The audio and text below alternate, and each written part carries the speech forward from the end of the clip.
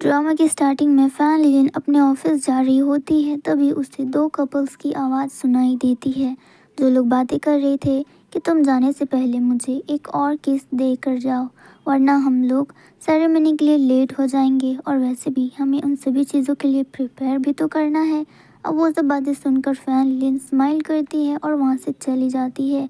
अब next scene पर हम लोग उसी आंटी को देखते हैं जो उस कार पर बैठी थी। उनका एक ओपनिंग सेरेमनी होता है जिसके लिए वो लेडी वहाँ पर कुछ और लेडीज़ के साथ डांस की प्रिपरेशन कर रही होती है। अब उसी के पास में ही एक स्टॉल होता है जिसे ल्यूजी और उसके बाकी लोग चला रहे होते हैं। ल्यूजी उस लेडी को हाई करता है तो वो लेडी भी उसको हाई करती है। पीछे हम लोग फैन लिलिन को देखते हैं जो ल्यूजी को देख रही होती है। अब वो उसके पास आते हुए सोचने लगती है कि क्या ये इतना ज़्यादा गरीब है कि इसे एक साथ इतने सारे जॉब करने पड़ रहे हैं। फैन लिली ल्यूजी के पास आकर कहती है कि तुम तो मेरे शेफ़ थे ना, फिर अब तुम इस स्टॉल में क्या कर रहे हो? क्या तुम इतना अच्छा खाना बनाते हो कि तुम्हें इन लोगों ने यहाँ पर स्टॉल में काम करने के लिए बुलाया है? पर ल्यूसी उसकी बातों पर कोई भी ध्यान नहीं देता और उसे कैंडी दिखाकर कहता है कि क्या तुम इसे खाना पसंद करोगी? ये बहुत ही ज़्यादा स्वीट है, बिल्कुल उस लेडी की तरह। अब नेक्स्ट सीन पे हम लोग देखते हैं कि फैन लिलिन के मैनेजर उसको बता रही होती है कि एक न्यू कपल हैं जो हमारा सारा ज्वेलरी ट्राई करना चाहते हैं, और वो चाहते हैं कि हम उस ज्वेलरी को ट्राई करके उसका प्रमोशन करें, क्योंकि उन्हें ये सारी ज्वेलरीज उनकी ओपनिंग सेरेमनी के लिए चाहिए, और वो चाहते हैं कि कोई इस सारे ज्वेलरीज का प्रमोशन कर सके ताकि वो भी उसे पहन कर ट्राई कर सके और उसके लिए फ़ोटो शूट कर सके। और ये सब बातें सुनकर फैन लिलिन बहुत ज़्यादा कॉन्फिडेंट फील करने लगती है, क्योंकि ये उसके लिए बहुत ही बड़ी अपॉर्चुनिटी थी और ये उससे बिल्कुल भी नहीं खोना चाहती थी। अब उसकी मैनेजर कहती है कि अगर आपको इस ज्वेलरी का प्रमोशन करना है तो आपको इसके लिए एक पार्टनर चाहिए जो आपके साथ ये परफॉर्म कर सके। अब फैन लिलिन इसके बारे में थोड़ा सा सोचती है और वो कहती है कि हाँ, मैं ये कर सकती हूँ, मैं अपने लिए एक अच्छा पार्टनर लाऊंगी।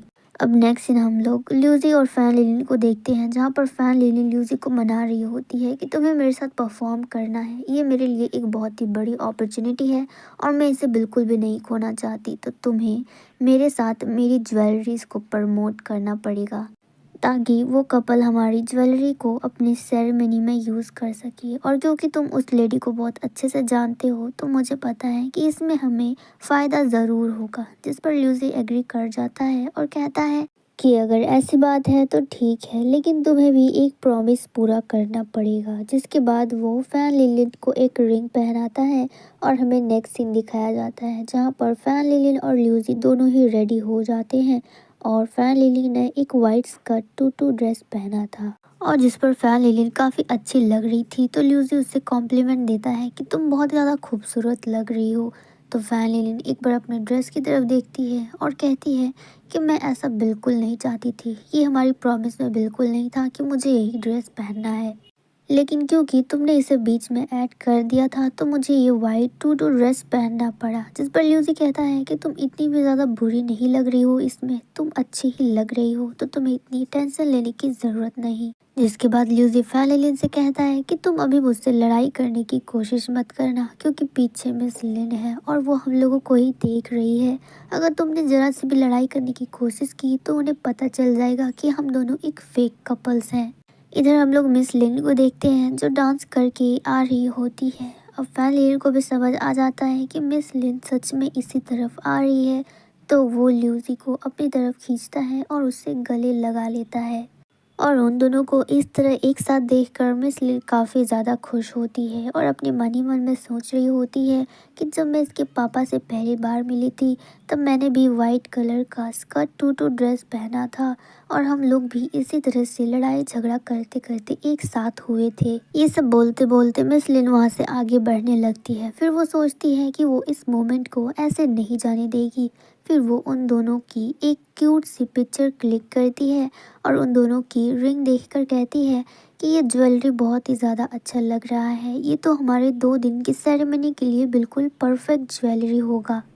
और देखो ज़रा ये दोनों एक साथ कितने ज़्यादा प्यारे लग रहे हैं। वो खुद से तो बातें कर रही होती है लेकिन अपनी सिक्योरिटी को भी उन दोनों कपल्स को दिखा रही होती है। जिसके बाद फैन लिली नोटिस करती है कि अब मिस लिन वहाँ से जा चुकी है, तो वो ल्यूसी से कहती है कि तुम्हें नहीं लगता कि मिस लिन के होने से तुम मेरा कुछ ज़्यादा ही फ़ायदा उठा रहे हो। तो ल्यूसी कहता है कि फ़ायदा और मैं, अगर तुम्हें सच में लगता है कि मैं तुम्हारा फ़ायदा उठा रहा हूँ तो फिर सच में मैं तुम्हें बता दूंगा कि फ़ायदा लेना आखिर किसे कहते हैं। जिसके बाद हमें नेक्स्ट सीन दिखाया जाता है जहाँ पर फैन लिलिन अपने सभी एम्प्लॉयज़ को बता रही होती है कि तुम सभी को अब चिंता करने की कोई भी ज़रूरत नहीं, क्योंकि जो रिचेस्ट कपल है वो हमारी ज्वेलरी अपनी सेरेमनी में यूज़ करने के लिए रेडी है। जो सुनकर सब लोग काफ़ी ज़्यादा खुश होते हैं और फैन लिलिन की बहुत ही ज़्यादा तारीफ़ करने लगते हैं कि तुमने आखिर अकेले ये सब कुछ कैसे किया।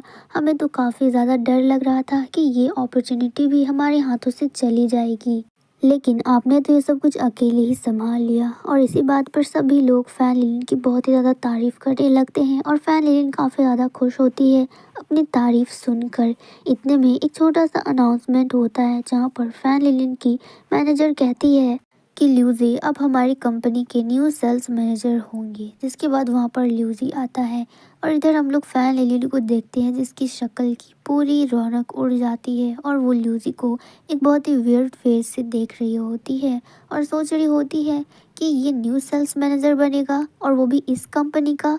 अब नेक्स्ट सीन पे हम लोग मिस लिन को देखते हैं जो ल्यूजी से बात कर रही थी और उसे अपना बेटा कह के बुला रही थी, यानी कि ल्यूजी की रियल मॉम ही मिस लिन है। जिसके बाद वो कहने लगती है कि तुम्हें पता है जब मैं और तुम्हारे डैड पहली बार मिले थे तो मैंने भी ऐसे ही वाइट कलर का टूटू ड्रेस पहना था और हम दोनों में पहले बहुत लड़ाई होती थी, जिसके बाद धीरे धीरे वो लड़ाई फ्रेंडशिप में बदल गई। जिसके बाद हम दोनों को एक दूसरे से प्यार हो गया और हम लोगों ने शादी कर ली। जिसके बाद ल्यूजी कहता है कि ये तो बहुत ही ज़्यादा स्वीट स्टोरी थी, बिल्कुल मेरी कैंडी की तरह, और आप भी बहुत ही ज़्यादा स्वीट हो। जिसके बाद ल्यूजी की मॉम उसके हाथों से वो कैंडी छीन लेती है और कहती है कि तुम इतने बड़े हो गए हो और अभी भी तुम चॉकलेट्स खाते हो, तुम्हारी आदत अभी तक नहीं गई है। और इस मोमेंट पे हमारा ये एपिसोड ख़त्म हो जाता है।